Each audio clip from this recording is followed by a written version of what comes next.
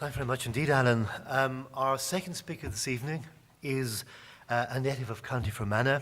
He studied history at Queen's University Belfast. In fact, he's a contemporary of my own, I'm glad to say, and an old friend, Gordon Lucy. Gordon has had many historical roles over the years. He's a journalist, he's a commentator. He's made a special study of unionism and the Ulster Covenant, and he acts as a cultural heritage consultant to various organisations, including Belfast City Council and the Northern Ireland Tourist Board. Gordon Lucy. Good evening, ladies and gentlemen. In everyday speech, a covenant is a bargain or an agreement. Lawyers regard a covenant as an agreement concluded under seal. Theologians and biblical scholars point out that the concept of covenant is one of the fundamental theological motifs of both the Hebrew and Christian scriptures, with divine promise on one hand and human obligation on the other. Interestingly, the Hebrew word for covenant seems to have the root meaning of bond or fetter, denoting a binding relationship. On the 23rd of September 1911, at the huge demonstration in the grounds of Sir James Craig's, or Captain James Craig's house, Craigavon in East Belfast, Sir Edward Carson, the new Unionist leader, told his audience that he was entering into a compact or a bargain with them.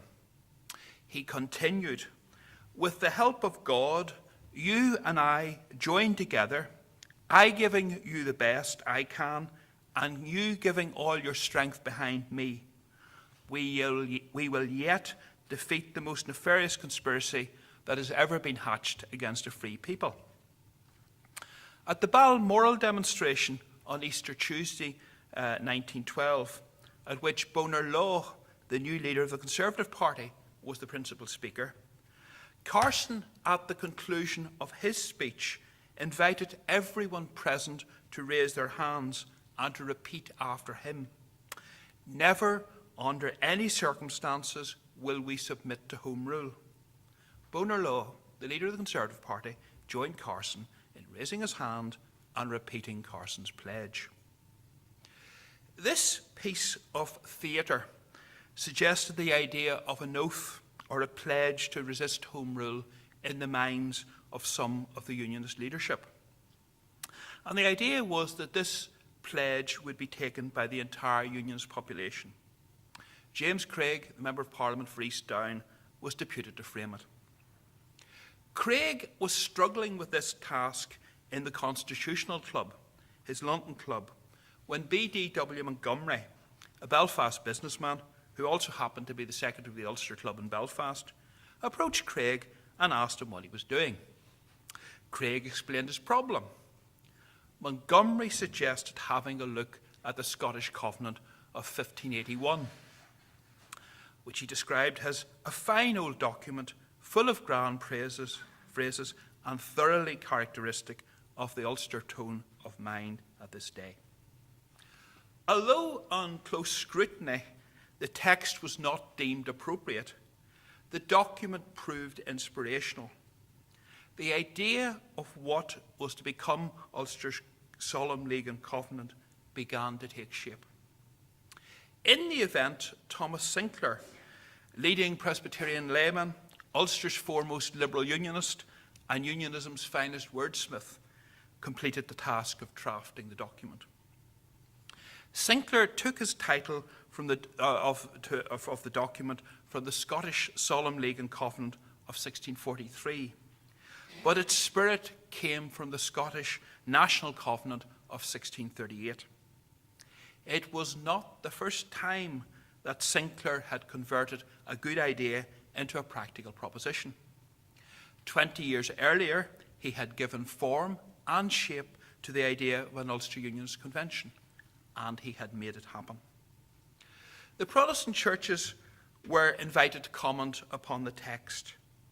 The Presbyterian Church advised that the terms of the Covenant should be confined to the present conspiracy to set up a Home Rule Parliament in Ireland, rather than binding its signatories to opposition in perpetuity. In August 1912, the text was forwarded to Carson, who was holidaying in Bad Homburg. Carson wrote back to Craig on the 21st of August saying, "I would not alter a word in the declaration, which I consider excellent."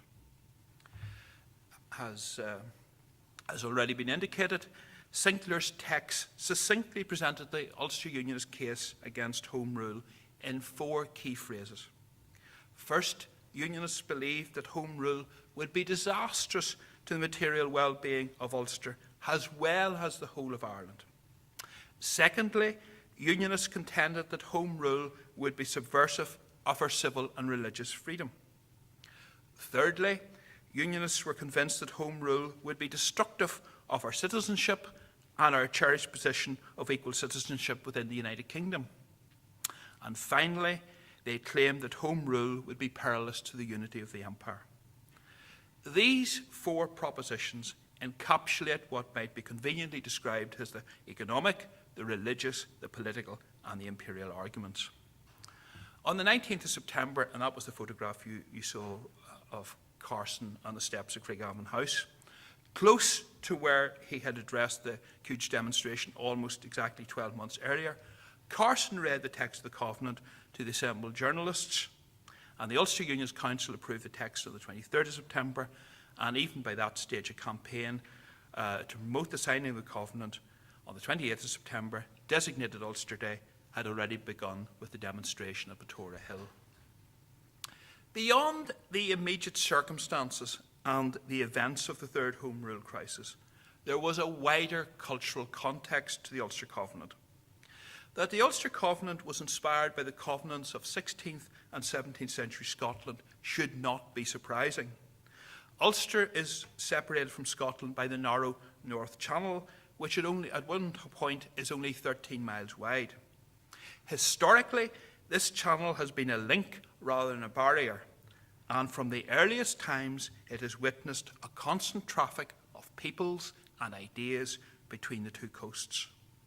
Ulster and Scotland share a strong common Presbyterian heritage. Signatures were collected in Ulster as well as in Scotland for the Solemn League and Covenant in the 1640s. Men like Thomas Sinclair and B.D.W. Montgomery would have had an acute appreciation of this shared heritage. A poem by W.F. Marshall linking the Ulster Covenant and the struggles of Scottish Covenanters was published in the Northern Whig on Ulster Day. At the beginning of the 20th century, there was a heightened interest in Ulster Scots history and culture, evidenced by publications on these themes by authors such as W.T. Latimer, J.B. Woodburn, and Charles Hannah. The Presbyterian Historical Society was formed in 1907 or 1908.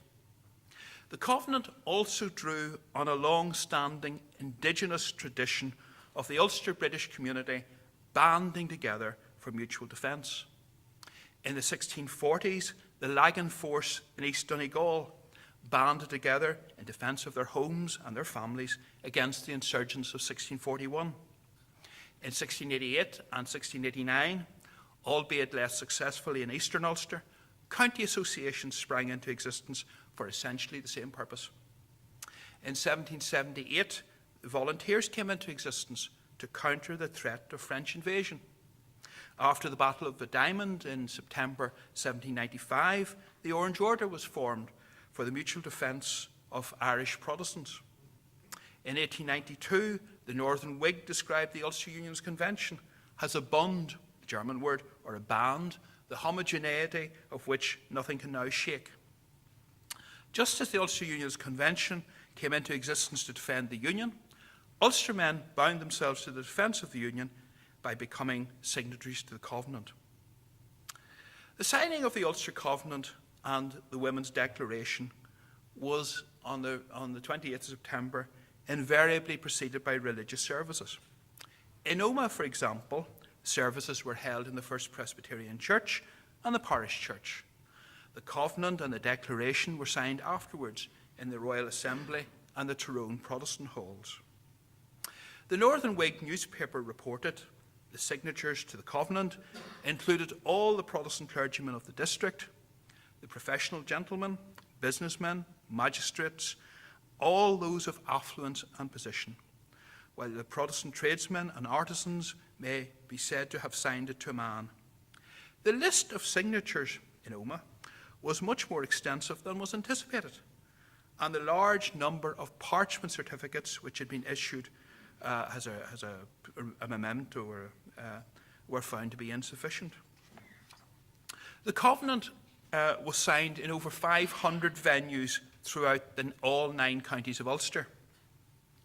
In County Donegal, almost 18,000 people signed either the Covenant or the Declaration. In Monaghan, almost 10,500 people signed, and in Cavan, the 2 documents attracted just over 8,000 signatories.